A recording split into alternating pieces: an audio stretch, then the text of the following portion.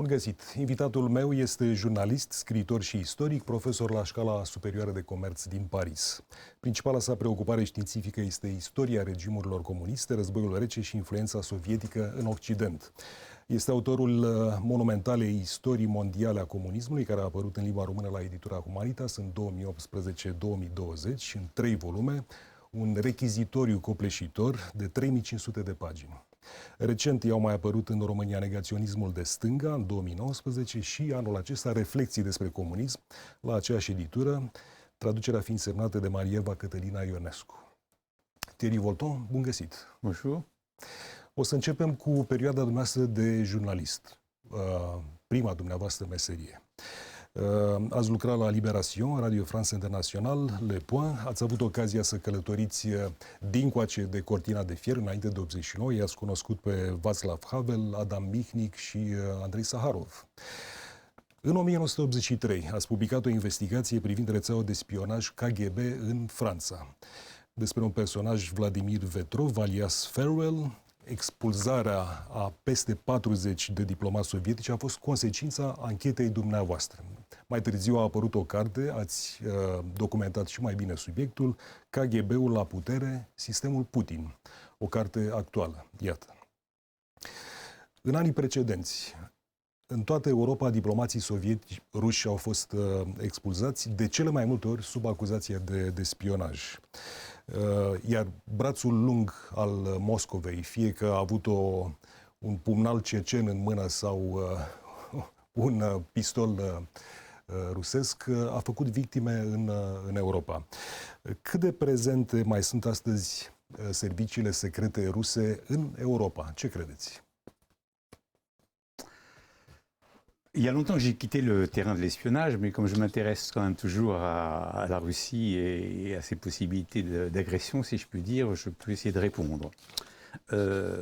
D'abord, je pense quand même que entre le KGB d'hier et le SVR d'aujourd'hui et le FSB, le SVR étant le service d'espionnage, le FSB était le service de contre-espionnage, il y a quand même une différence. C'est-à-dire qu'avant, quoique, j'en sais rien parce que... Enfin, je m'avance peut-être un peu, mais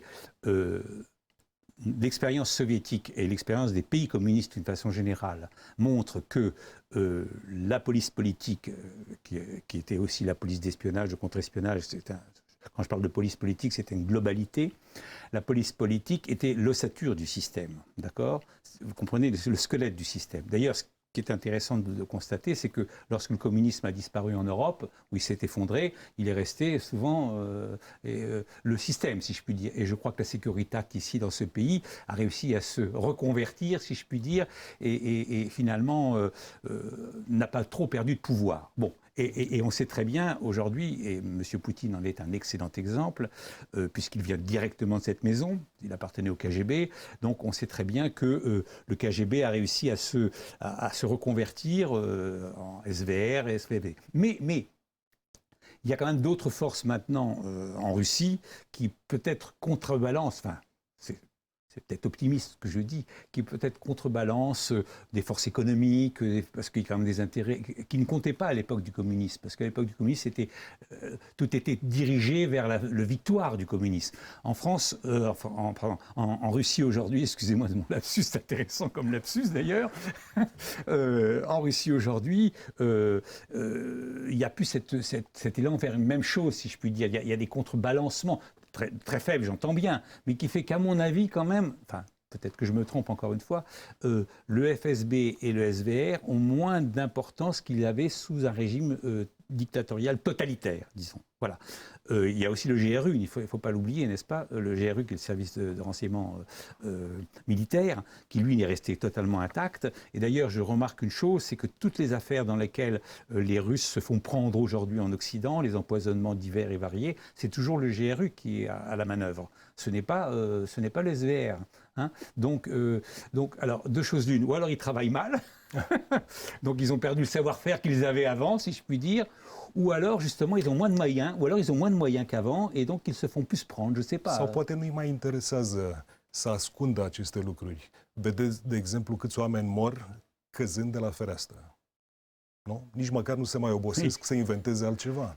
vor să știe că este un semnal și că s-a întâmplat ceva.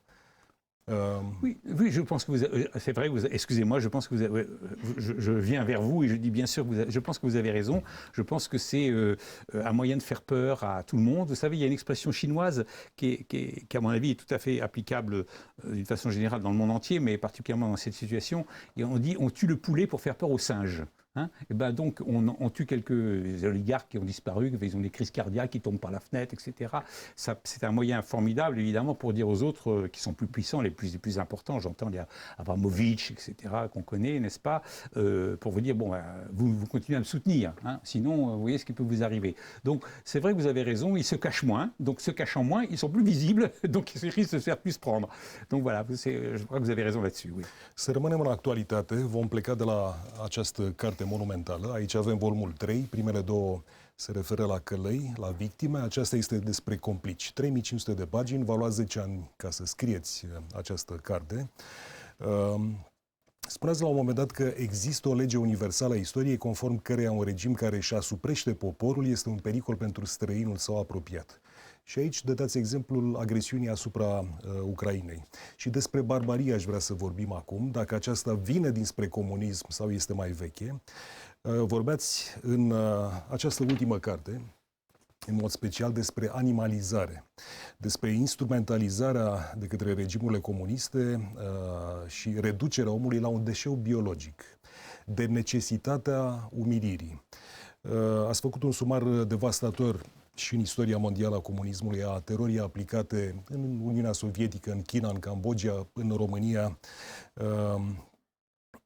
Și ați spus la un moment dat că animalizarea victimei e un procedeu pe care l-au folosit toți călăii comuniști. Redus la nevoile sale primare, vinovatul își pierde umanitatea și astfel este mai ușor să te debarasezi de el. Așa cum în Cambodgia erau numiți simplu documentul, nu aveau nici măcar un număr. Am văzut atrocitățile comise în Ucraina și chiar cele mai recente rachetele lansate de Putin zilele acestea. Are legătură acest tip de animalizare, de atrocitate cu rezidurile comunismului sau credeți că sunt pur și simplu o armă în războiul total, în spăimântarea populației? Il y a une part d'héritage, en tout cas incontestablement, dans cette barbarie actuellement que l'on voit appliquer en Ukraine. Il y a absolument, vous avez raison, il y a une part d'héritage. Il faut savoir aussi que le soldat de l'armée rouge, de l'armée russe, pardon, vous voyez, deuxième lapsus, que le soldat de l'armée russe est très formaté d'une façon très violente. Il y a des bizutages très durs, ce sont des gens qui souffrent pour devenir soldats et qui après doivent monter dans le... Donc il y a dans ce corps d'armée, et c'est une tradition qui vient à la Russie, qui a été considérablement aggravée par le système communiste. Dans ce corps d'armée, il y a une très grande brutalité. Donc il est évident qu'en tant que brutalité, on va la retrouver sur le terrain. Et alors donc, quand on est dans une civilisation comme la nôtre, l'Ukraine n'est pas tout à fait pareille parce qu'elle a vécu pendant un certain temps sous le communisme, mais je pense aux Occidentaux et aux Français et aux Allemands et d'autres pays qui n'ont pas connu ces régimes-là. Quand on voit cette brutalité, ces viols, ces gens qui sont exécutés, qui sont autant de crimes de guerre, hein, et qui sont même des crimes quelquefois des génocides d'ailleurs. Hein. Donc évidemment ça choque, parce que les armées occidentales ont été... Parce que c'est la démocratie, parce que c'est comme ça, parce qu'on leur a appris. Alors, on t'a appris, je ne dis pas qu'ils sont toujours blancs, hein, je ne dis pas que ce sont des anges. Hein, je ne pense pas qu'un militaire est toujours un ange. Mais ils ont quand même appris à respecter les populations, à éviter les viols, etc., etc. Donc, il est évident qu'il y a, j'en suis convaincu en tout cas dans la stratégie actuellement de l'armée russe en Ukraine, il y a une volonté farouche d'effrayer la population, alors que ce soit par les bombardements civils, mais que ce soit aussi par les viols et par toutes les exactions, les tortures, toutes choses qui sont totalement interdites. Ceci dit, je vais peut-être vous surprendre, mais les Américains n'ont pas fait quelquefois mieux dans certains pays, n'est-ce pas? Pensons à Abu Ghraib, n'est-ce pas? Pensons à ce qui s'est passé dans ces endroits où il y a eu de non-lieux, comme on dit, hein, où on a quand même torturé considérablement. Donc malheureusement, je crois que les sévices ne sont pas le monopole de l'armée russe ou uniquement un héritage du communisme, c'est aussi malheureusement aussi dans la nature humaine. Maintenant, le communisme, comme il appuie toujours le pire chez un être humain, évidemment, ça s'amplifie et ça devient un système, si je puis dire. Voilà. Teroarea a fost unul din instrumentele cu care comuniștii s-au menținut la putere, pentru că spuneați că nu au existat revoluții. Toate au fost puciuri, lovituri de stat, a fost un grup mic care a luat puterea la momentul potrivit. Nu există bazmele privind Revoluția din octombrie. De altfel, spuneați că chiar Stalin a semnat un editorial în Pravda în care vorbea de lovitura de stat. Așadar, prin teroare s-au menținut la putere. Dar cum vă explicați această animalitate? Cum găsiți o explicație pentru felul în care în timpul Revoluției Culturale elevii își mâncau pur și simplu profesorii? O explicație pentru ce s-a întâmplat în Cambodgia, când din 15.000 de deținuți au rămas doar 7? Asta trece de orice fel de ideologie. Faceți la un moment dat această verticală. Teroarea vine de la Robespierre, prin Nechaev, până la Lenin. Lui Lenin i-a plăcut teroarea din 1793, iar modelul comunismului instalat de Lenin a fost preluat în toate țările. Asta să fie soluția, explicația?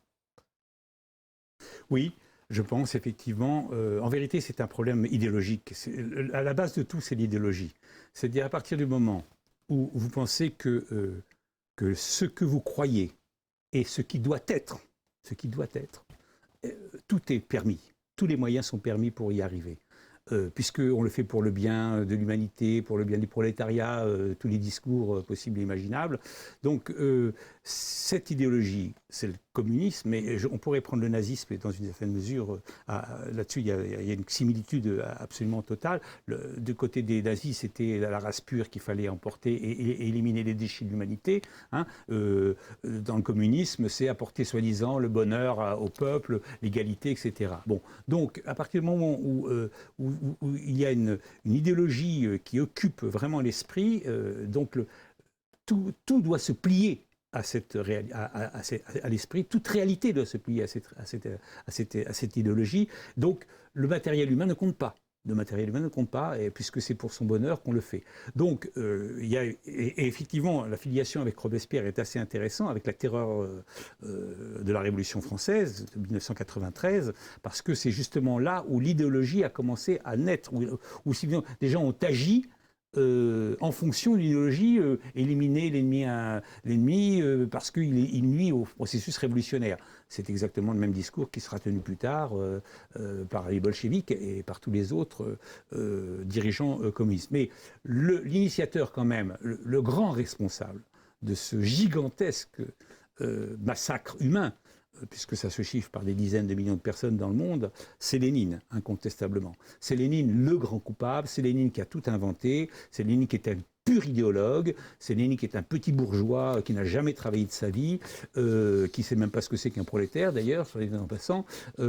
Donc c'est vraiment un homme qui a vécu ça en tant qu'idéologue et qui a plié la réalité à cette idéologie. D'ailleurs, pour sauter les étapes, si je puis dire, l'une des raisons de la chute des régimes communistes en Europe, pas tout à fait encore dans le monde, parce qu'il y a quand même des pays encore communistes, une des raisons de la chute de ces pays communistes en Europe, c'est que la réalité s'est vengée sur la fiction.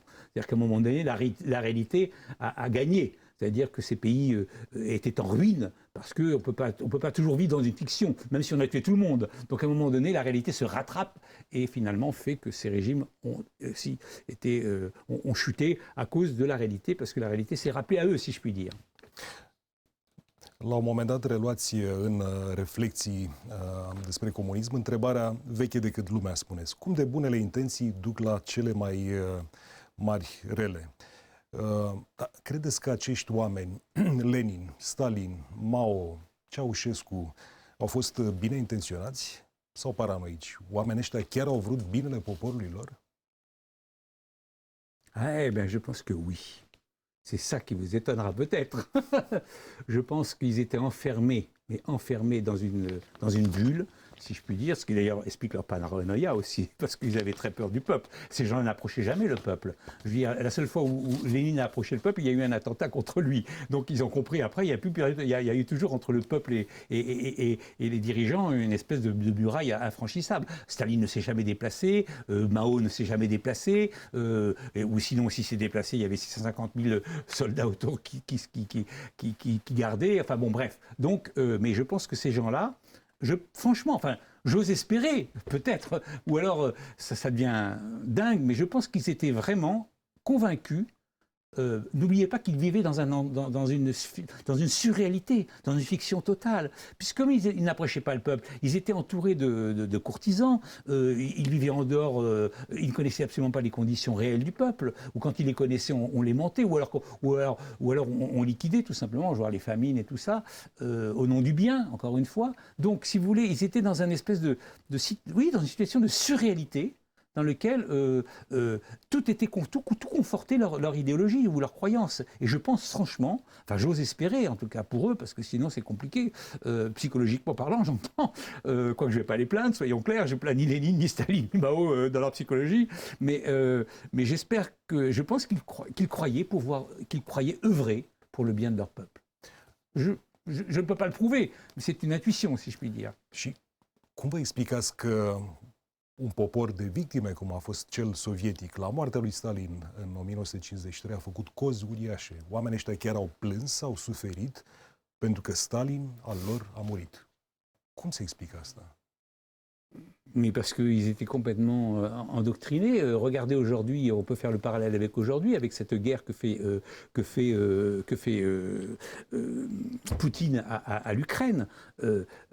On les a endoctrinés. Alors je ne dis pas qu'ils croient forcément qu'il faut dénazifier l'Ukraine, mais ils sont pour la guerre, hein, en majorité, un peu moins maintenant aujourd'hui, j'entends bien qu'au début, mais enfin ça continue quand même à être en majorité. Donc ils ont vraiment endoctriné. Et il y a un moment donné dans les mémoires de Sakharov, le dissident Sakharov, donc qui sera plus tard prix Nobel de la paix, et qui est un très grand dissident de l'Union soviétique, il y a dans ses mémoires, il raconte ce passage de la mort de Staline. Et lui, il fait partie des gens qui ont pleuré. Et il raconte ça rétrospectivement, et il explique, mais pour moi, j'avais perdu un père.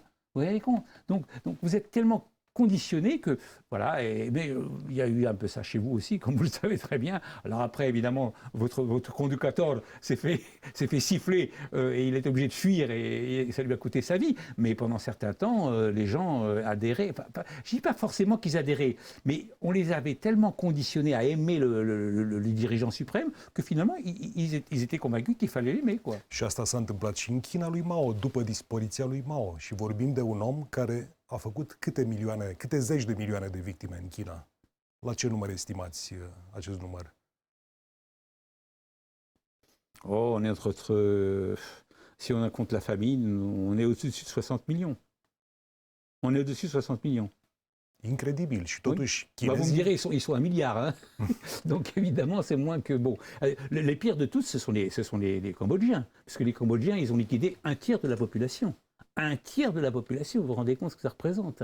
Donc 60 millions à l'échelle de la Chine, c'est moins qu'un tiers de la population cambodgienne. Hein, bon, voilà. Alors oui, en ce qui concerne Mao, ce qui est intéressant, parce que ça nous amène à aujourd'hui aussi, contrairement à ce qui s'est passé avec Khrouchtchev, avec la déstalinisation quand même qui a eu lieu, qui n'a pas vraiment eu lieu, mais enfin il y a quand même eu une critique qui a été faite des façons de diriger de Staline. Les Chinois n'ont pas fait de démaoïsation.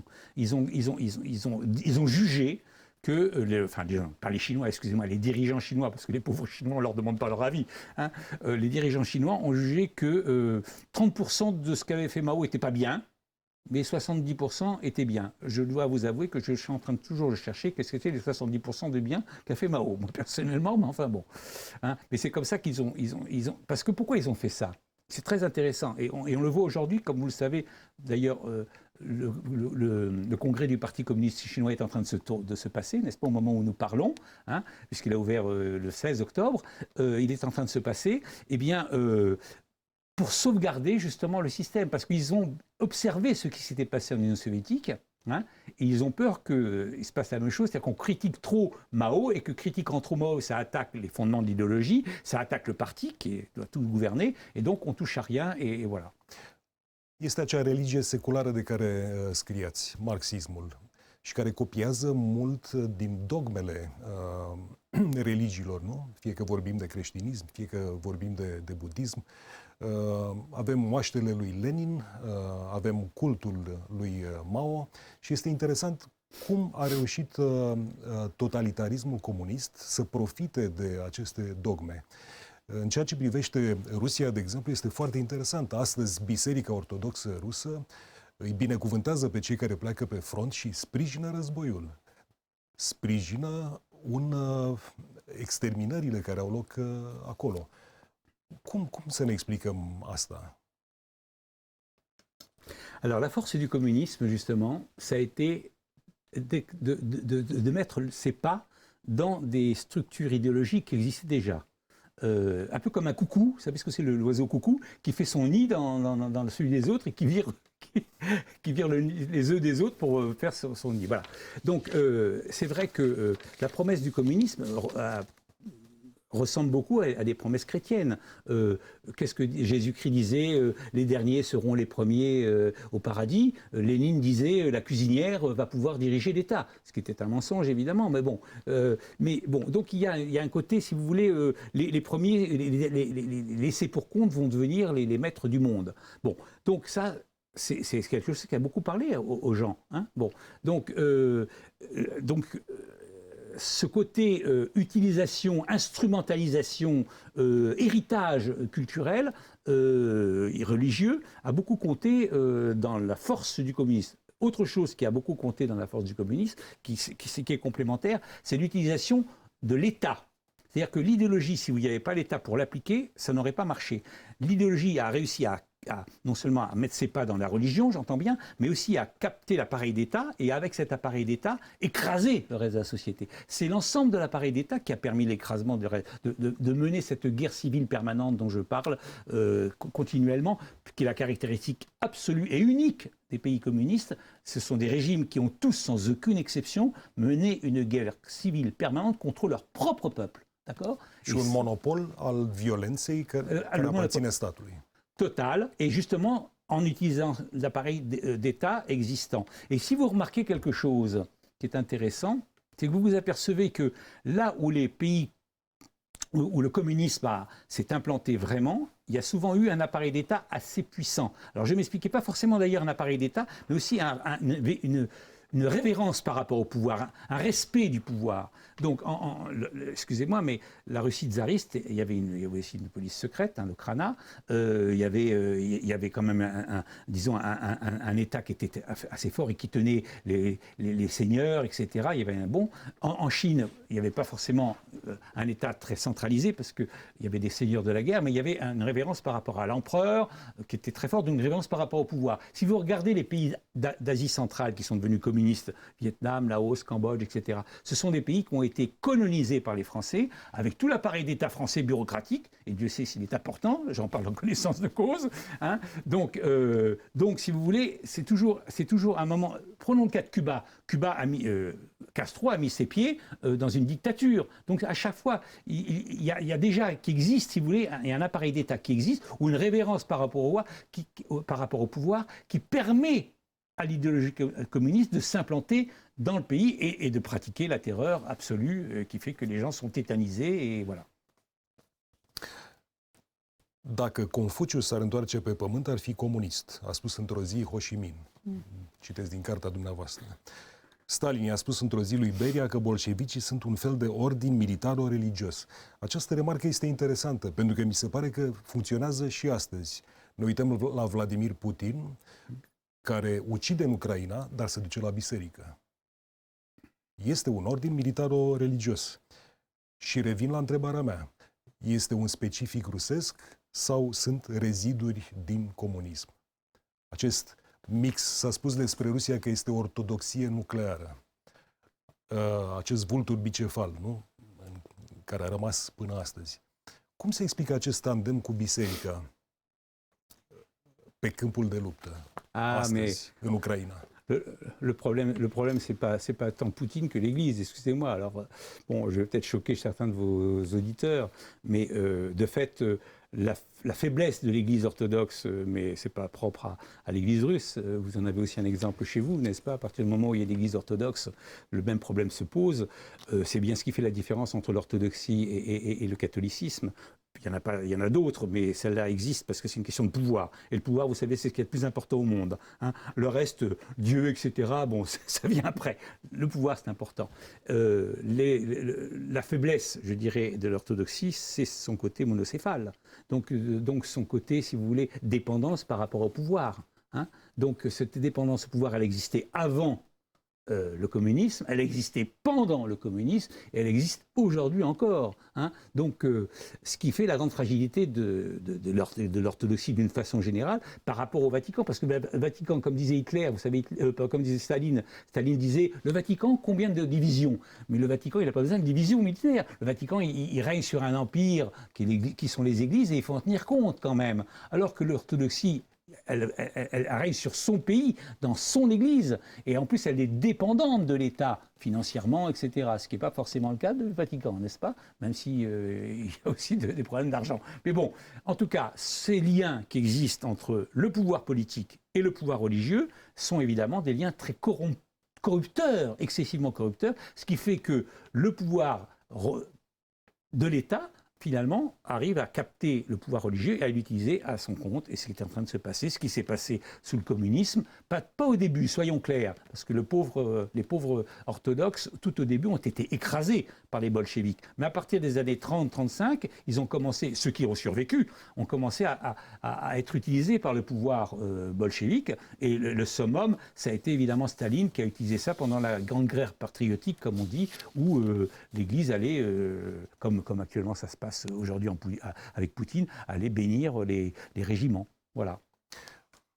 Mai rămânem un pic în această zonă. Ați făcut o remarcă interesantă. A spus că poate o explicație pentru faptul că partidele comuniste și comunismul a fost atât de puternic în Franța și Italia are legătură cu catolicismul, în timp ce zona protestantă a stat departe de asta. Aș vrea să vorbiți un pic despre asta. Oui, c'est très intéressant et c'est très important à mon avis. Tout simplement parce que les deux religions qui se réclament pourtant, qui sont des religions chrétiennes, ont des pratiques et ont des objectifs différents. Dans le catholicisme, vous avez l'espérance qui vient après le paradis, etc. Donc vous devez avoir une vie saine, une vie pas trop de péché, etc. Et quand vous serez mort, eh ben, vous irez au paradis auprès de Dieu. Dans le protestantisme, vous n'avez pas ça du tout. Dans le protestantisme, qu'est-ce que dit le protestantisme? Le protestantisme dit votre vie est réglée, quoi que vous fassiez. Bon, d'accord. Donc, profitez de votre vie sur Terre pour faire le maximum de choses bien, si je puis dire. Ça n'a rien à voir avec votre avenir. Ça n'a rien à voir avec le paradis.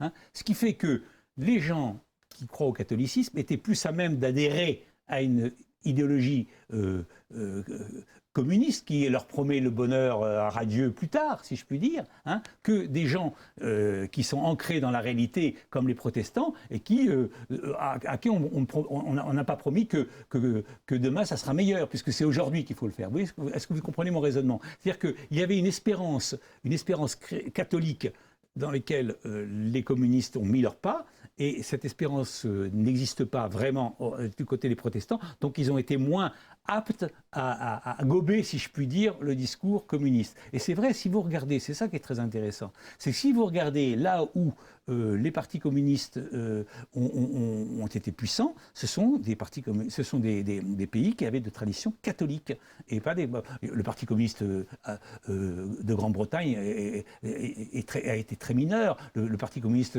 aux États-Unis a été très mineur. Bon, donc, vous voyez, alors que par exemple le Parti communiste au Vietnam, parce qu'il y a eu une très forte influence catholique au Vietnam à cause des Français et bien avant à cause de l'Église, les jésuites, etc., a aussi grimpé assez vite, beaucoup moins que dans d'autres pays qui n'étaient pas catholiques. Donc il y a incontestablement une filiation entre croyance, je dirais, espérance paradisiaque d'après-mort et espérance séculière, si je puis dire, d'un avenir meilleur plus tard. Bon, il y a une espèce de correspondance. Alors, ce qui ne veut pas dire que qu'on ne me fasse pas dire le contraire. Ce que je ne veux pas dire, c'est-à-dire, je ne veux pas dire que l'Église et les communistes, c'est la même chose.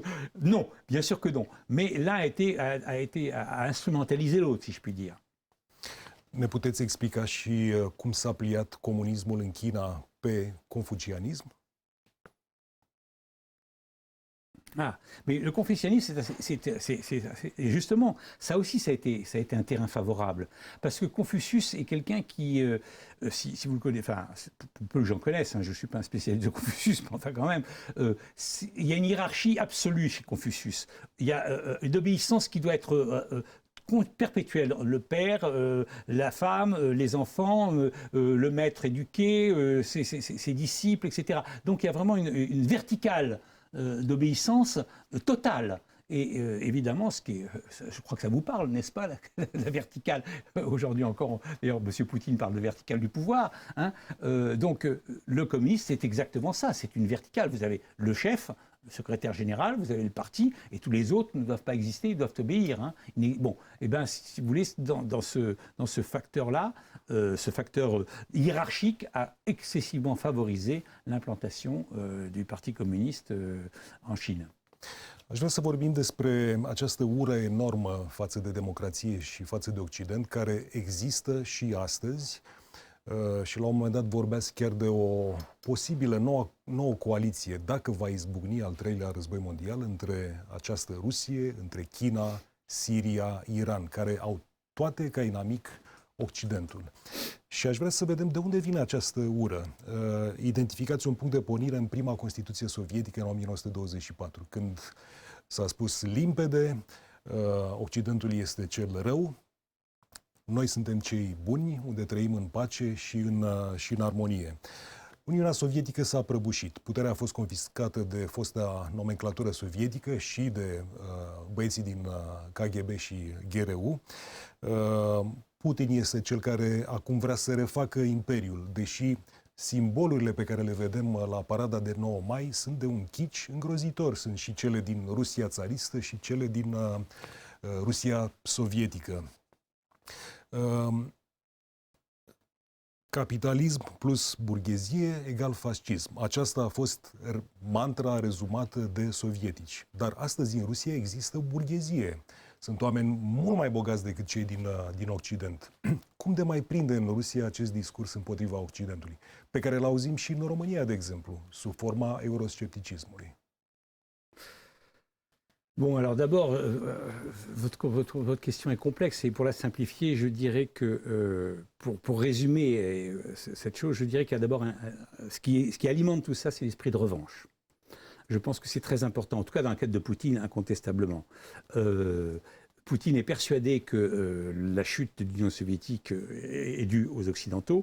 Il ne met pas du tout en cause le fait qu'en vérité c'est dû au système lui-même. Enfin bon, alors que c'est la vraie réalité. Donc il y a incontestablement une volonté de revanche de sa part. Mais cette volonté de revanche, elle n'est pas uniquement dans la tête de Poutine. Elle est aussi, bien sûr, dans tous les nomenclaturistes, etc., qui ont profité du système soviétique et qui se sont retrouvés dans le système poutinien, j'entends bien, mais même du côté de la population, ça existe. Et c'est d'ailleurs ce qui fait sans doute une partie de la popularité de Poutine. C'est-à-dire que qu'est-ce qu'a vécu la population russe? Elle a vu que à la chute du communisme, ils se sont retrouvés, excusez-moi d'être un peu vulgaire, à poil, hein, nus, d'accord? Alors qu'on les avait nourris de fiction, on était un grand pays, les Américains parlaient avec nous d'une façon égale, et puis tout d'un coup, ils sont un nain économique, un nain géopolitique, etc. C'est difficile à accepter pour un peuple qui a vécu sur un grand pied, si je peux dire, de se retrouver tout d'un coup descendre de l'échelle du monde. Donc il y a incontestablement, je pense, du côté d'une partie de la population russe, pas des intellectuels, j'entends bien, pas peut-être dans les centres urbains, mais dans les campagnes, je pense que oui, il y a, à mon avis, un esprit de revanche en disant « Ah, ils nous ont eu, ben on va essayer de les avoir à nouveau », si je puis dire. Donc, mais cette haine de l'Occident, elle est aussi une haine de la démocratie. Hein, parce que la démocratie, excusez-moi de vous le dire, c'est pas si facile que ça. on pense que ça vient du ciel, mais ça ne vient pas du ciel. La démocratie, c'est long, c'est un long processus, c'est une longue éducation, etc. Et donc, des peuples qui ont été dominés pendant très longtemps, qui n'ont pas eu le droit à la parole, ne sont pas aptes directement à être démocrates. Je parlerai même des Roumains, excusez-moi de vous le dire. Ça fait que 30 ans que le système a disparu. Il y a encore des gens qui sont très imprégnés de ce système. Heureusement, il y a une nouvelle génération qui ne l'est point. Mais bon, toujours est-il que c'est un processus lent. Et d'ailleurs, je ne jette pas la pierre aux Roumains ni à personne. Si on regarde l'histoire du monde, excusez-moi, la France, elle a mis un siècle à devenir démocratique. Entre la Révolution de 1789 et la Troisième République, il y a exactement un siècle qui s'est passé. Donc, alors maintenant, le temps va plus vite de nos jours et s'accélère. Mais à mon avis, donc voilà. Donc ce côté difficile de la démocratie explique aussi une certaine haine par rapport, parce que ça demande beaucoup d'efforts, alors que sous le communisme, on vous dirige, vous avez, le principal c'est que vous ayez vos petits conforts, votre petit, etc. Mais vous n'avez pas à vous battre continuellement. Quand dans la démocratie, il faut quelquefois se battre quotidiennement pour obtenir des choses, etc. Bon, c'est un apprentissage assez long qui explique que les démocraties sont mal vues. Alors il y a tout, excusez-moi, je finirai là-dessus, il y a aussi tout le discours anticapitaliste qui existe, qui est excessivement fort, et pas du tout uniquement en Russie. Moi, j'ai 2 enfants qui sont assez jeunes, qui ont une vingtaine d'années. Je vois qu'ils sont très sensibles à toutes les inégalités, à toutes les choses. Puis en plus, les règlements climatiques qui sont dus au capitalisme, etc. Bon, on ne peut pas dire qu'ils aiment le capitalisme, alors qu'ils en profitent. Ils en jouissent du capitalisme. On ne peut pas dire qu'ils l'aiment beaucoup. Donc vous voyez, tout ça est assez ambigu. Totuși țara lui Robespierre. Exactement, ça c'est vrai. Mais... Svetlana Alexievich, Vremuri Second Hand, a consemnat o mărturie care se regăsește și în cartea dumneavoastră. Credeți că țara s-a năruit pentru că s-a aflat adevărul despre Gulag? Nu, țara a pierit din cauza deficitului de cizme de damă și de hârtie igienică, din cauza că n-au fost portocale, ginșii ăștia blestemați. Dar astăzi ginșii îi putem găsi în China, de exemplu. Și acolo avem un experiment foarte interesant. Capitalism de stat. Ce-or fi asta, nu știm. Există un partid unic, dar avem capitalism de stat și avem și ginși. Și totuși avem un stat autoritar. Constatați că o cincime din populația lumii trăiește încă sub jugul unei puteri marxist-leniniste. O cincime din populația lumii. Și vă întrebați la începutul cărții dumneavoastră dacă nu cumva este posibil să apară și noi țări comuniste. Care e răspunsul la această ultimă întrebare? Je ne crois pas, effectivement. Je pense que le communisme a appartenu à une période de l'histoire qui est terminée. Pour des raisons assez simples, qui sont en vérité des raisons d'infrastructure, comme diraient les marxistes, d'infrastructure, puisque l'infrastructure a totalement changé. On n'est plus dans une infrastructure industrielle, on est dans une économie numérique, donc il n'y a plus de classe prolétaire. Enfin, tout le discours, si je pourrais dire, marxiste-léniniste, n'a plus prise aujourd'hui. Donc c'est pour ça que le communisme marxiste-léniniste, j'entends bien, est mort. À part en Chine, mais ça, on peut en parler. Bon. Mais en tout cas, ceux qui restent, c'est ceux qui venaient d'avant. Mais il y en a, à mon avis, il n'y en aura pas d'autres qui vont venir. Ça ne veut pas dire que l'idéologie égalitaire, etc., ne va pas trouver des moyens, si je puis dire, de s'adapter. Et on peut trouver d'ailleurs ces moyens dans les nouvelles formes de culture qui existent aujourd'hui, le wokisme, la cancel culture, des choses comme ça, l'anticolonialisme, la convergence des luttes, enfin tout ce dont on parle. Militantismul pentru mediu, pe care îl numiți dans une certaine mesure, bien sûr. Mais absolument, bien sûr, bien sûr. Donc il y a une espèce, à partir du moment où vous avez, disons, une idéologie, quelle qu'elle soit, qui coupe le monde en deux, c'est-à-dire les méchants et les bons, vous avez là un chemin, si je puis dire, pour une idéologie totalitaire. Donc, alors, ça ne sera plus communisme, bon. Mais si vous observez la Chine maintenant, parce que la Chine est un cas excessivement intéressant, et vous voyez qu'on atteint les limites d'ailleurs de ce système, puisque grâce à Xi Jinping, si je puis dire, on s'aperçoit quand même que la Chine capitaliste... d'accord ? Parce que tout est dirigé par le parti, absolument tout est dirigé par le parti, et les capitalistes chinois qui existent, si le parti fait ça, tout, ils tombent dans la trappe, d'accord ? Donc, ça reste un pays communiste, c'est-à-dire, qu'est-ce que c'est qu'un pays communiste ? C'est-à-dire une idéologie, un chef unique, et c'est terminé. Et ça reste quand même ça, et Xi Jinping nous le montre. Și rezultatul acestui congres este unul previzibil. Probabil Xi Jinping va avea un nou mandat. Thierry Voldon, mulțumesc foarte mult. Doamnelor și domnilor, vă recomandăm această carte, Thierry Voldon, Reflecții despre comunism. Și, desigur, istoria mondială a comunismului în 3 volume, 3500 de pagini. Vă mulțumim. O seară frumoasă.